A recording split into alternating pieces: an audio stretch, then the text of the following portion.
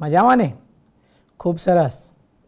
આજે આપણે ધોરણ 7 સામાજિક વિજ્ઞાન પ્રકરણ 2 દિલ્હી સલ્તનત આ એકમ વિશે આજે આપણે વાત કરવાના છીએ. બાળ દોસ્તો, તમે અગાઉના પ્રકરણની અંદર સરસ મજાના રાજપૂત વંશના શાસકો વિશે અભ્યાસ કર્યો હતો. આજે આપણે એવા જ દિલ્હી સલ્તનત અને દિલ્હી સલ્તનતના જુદા જુદા શાસકો એટલે કે સુલતાનો વિશે આજે આપણે વાત કરવાની છે. વિદ્યાર્થી મિત્રો, પ્રાચીન કાળથી જ દિલ્હી એ ભારતીય રાજનીતિનું કેન્દ્ર સ્થાન રહેલું છે.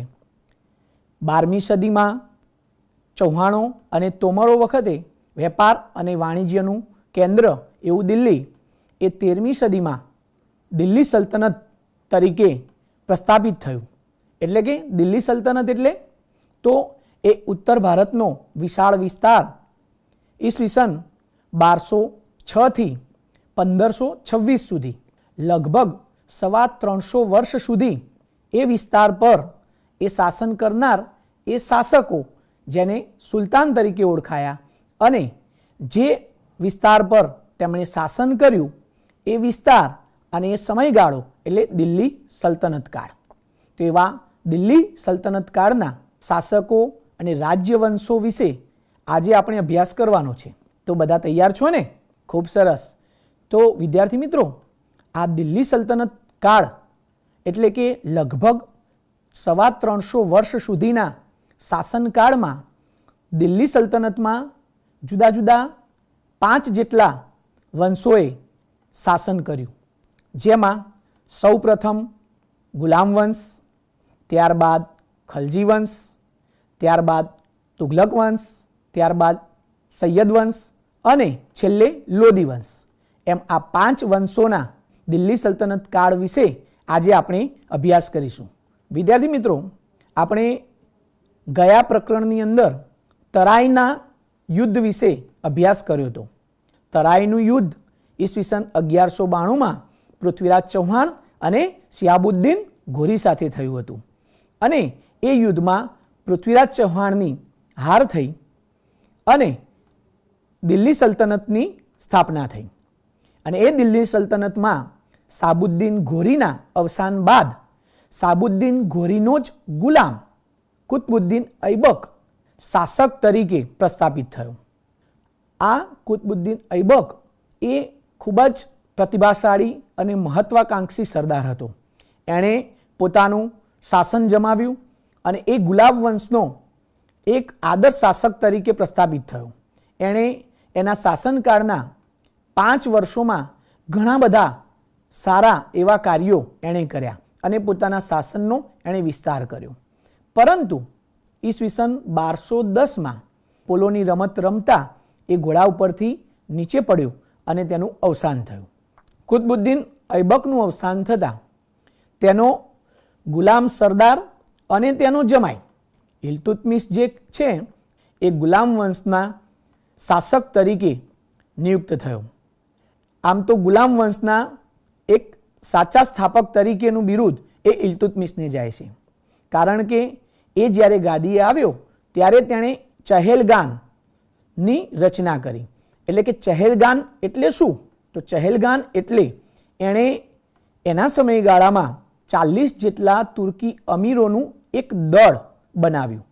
કારણ કે ગુલામ વંશને અને આ ઇલ્તુત્મિશને પોતાના રાજ્ય વિસ્તાર માટે આર્થિક સહાય, નાણાકીય સહાય એ મેળવવા માટે આવા અમીરો અને અમીરો પાસેથી ધન અને યોગ્ય યોગદાન એ પ્રાપ્ત થઈ રહેતું હતું.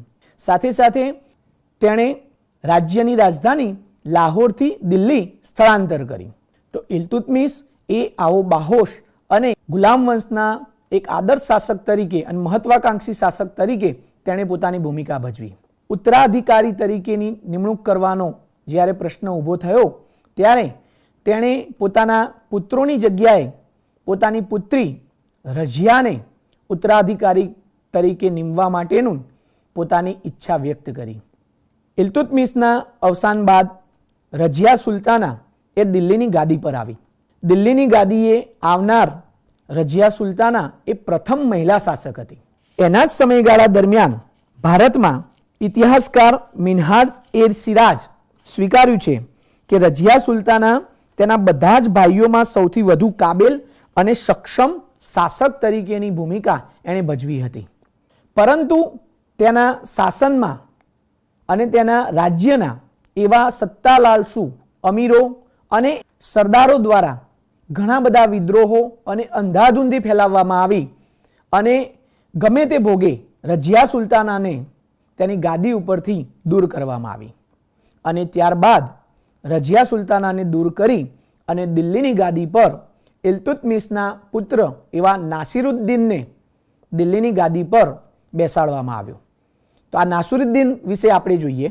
નાસિરુદ્દીન ઈસવીસન 1246 થી ઈસવીસન 1266 દરમિયાન એ ગુલામ વંશના શાસક તરીકે દિલ્હી સલ્તનત પર તેણે શાસન કર્યું.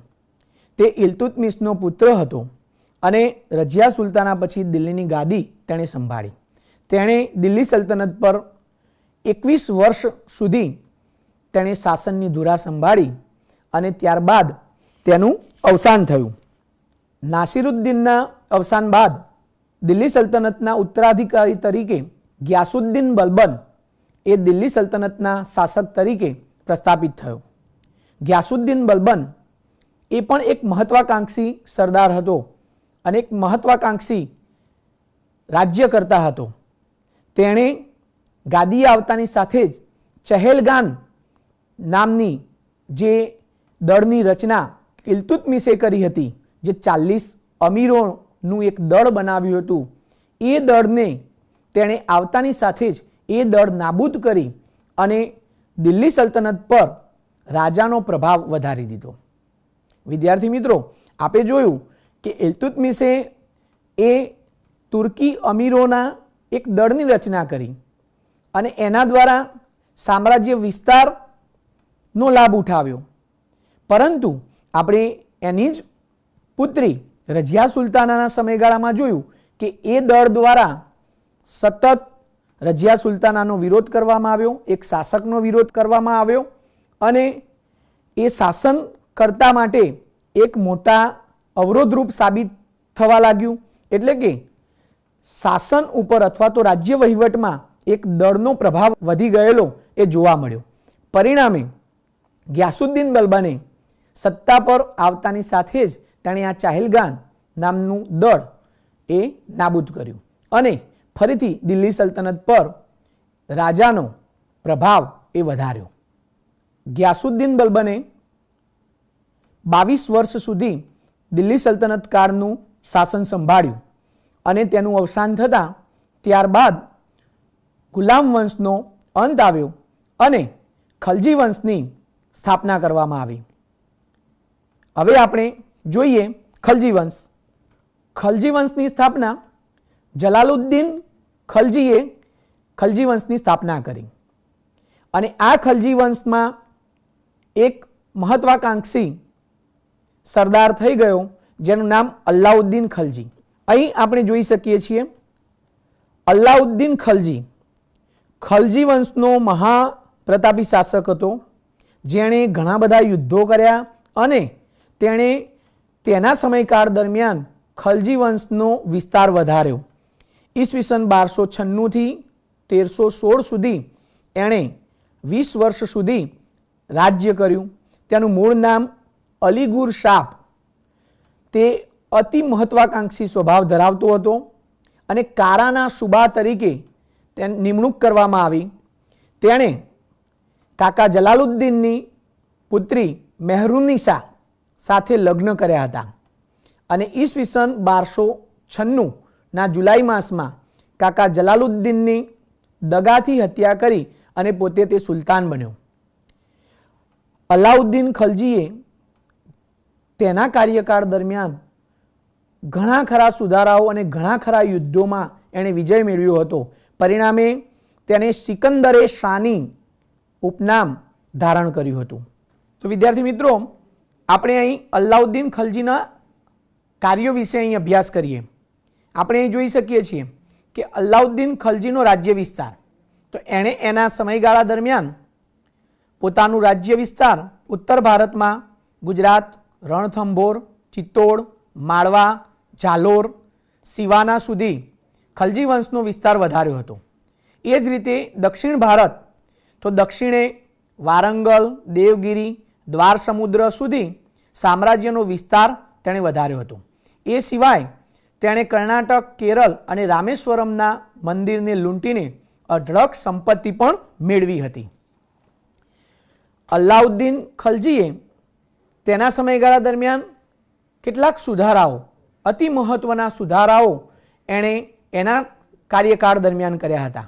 અહીં આપણે જોઈ શકીએ છીએ તો તેણે સર્વપ્રથમ દિલ્હીમાં સ્થાયી સેનાની શરૂઆત કરી।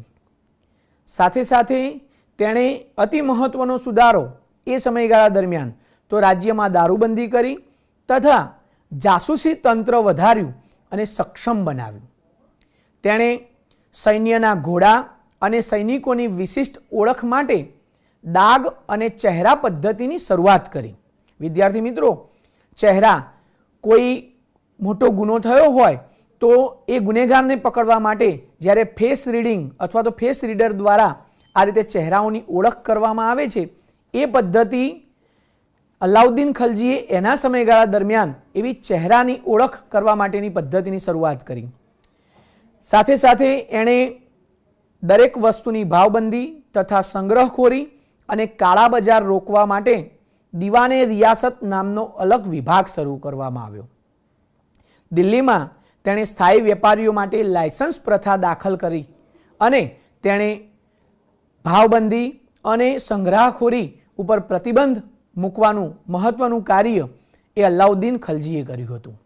તો જોયું ને વિદ્યાર્થી મિત્રો, ખિલજી વંશના છેલ્લો महाप्रतापी शासक एवो अलाउद्दीन खलजी अने अलाउद्दीन खलजीना अवसान बाद खलजी वंशनो कोई एवो उत्तराधिकारी रह्यो नहीं। परिणामे ग्यासुद्दीन तुगलक नामना सरदारे दिल्ली सल्तनत पर आक्रमण करी अने त्यां तुगलक वंशनी स्थापना करी। तो विद्यार्थी मित्रों, आजना दिवस दरमियान आजना आ पाठमां आपणे गुलाम वंश અને ખલજી વંશના શાસકો વિશેની વાત કરી। ચાલો યાદી તૈયાર કરીએ। એમાં પાંચ એવા જુદા જુદા પ્રશ્નો મેં અહીં મૂકેલા છે, જેનો અભ્યાસ કરી અને આપે આપના વડીલ પાસે અથવા તો આપે આપના માર્ગદર્શક શિક્ષકશ્રી પાસેથી માહિતી મેળવી અને આ 5 જેટલી મહિલાઓના નામ આપે મેળવી અને એ તૈયાર કરવાના છે। તો વિદ્યાર્થી મિત્રો, तैयार छो ने? खूब सरस। तो आप फरीथी आपणे यादी तैयार करी अने फरीथी हवे आगळना राज्यवंशोना अभ्यास माटे फरीथी मळीशुं। तो आवजो।